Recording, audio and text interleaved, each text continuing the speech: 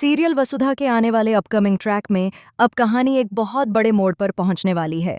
मित्तल की सच्चाई धीरे धीरे सबके सामने आने वाली है और चौहान एम्पायर पर अब प्रभात का कब्जा होने वाला है।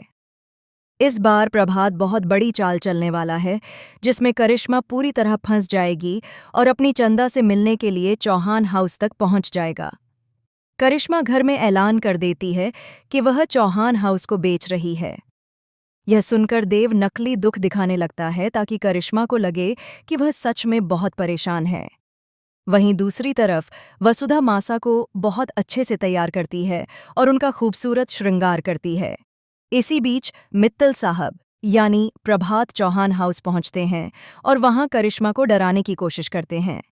जैसे ही वह करोड़ों का नकली चेक निकालते हैं, करिश्मा लालच में आकर बिना सोचे समझे सारे डॉक्यूमेंट्स पर साइन कर देती है।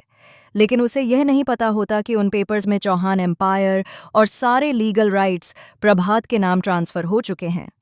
अब करिश्मा के हाथ से सब कुछ निकल चुका है। इसके बाद प्रभात वसुधा के घर पहुंचता है अपनी चंदा से मिलने।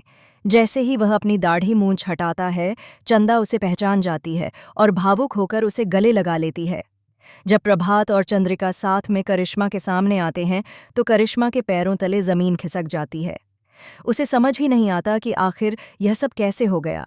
गुस्से में वह गन निकाल लेती है, लेकिन तभी पुलिस मौके पर पहुंचकर उसे गिरफ्तार कर लेती है।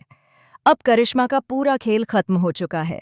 चौहान हाउस, पैसा और उसकी सारी चालें उसी पर भारी पड़ गई हैं।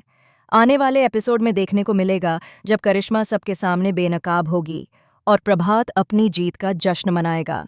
ऐसे ही latest TV serial updates, twist और प्रोमो के लिए हमारे चैनल को लाइक, शेयर और सब्सक्राइब करना बिल्कुल ना भूलें। साथ ही बेल आइकॉन ज़रूर दबाएं।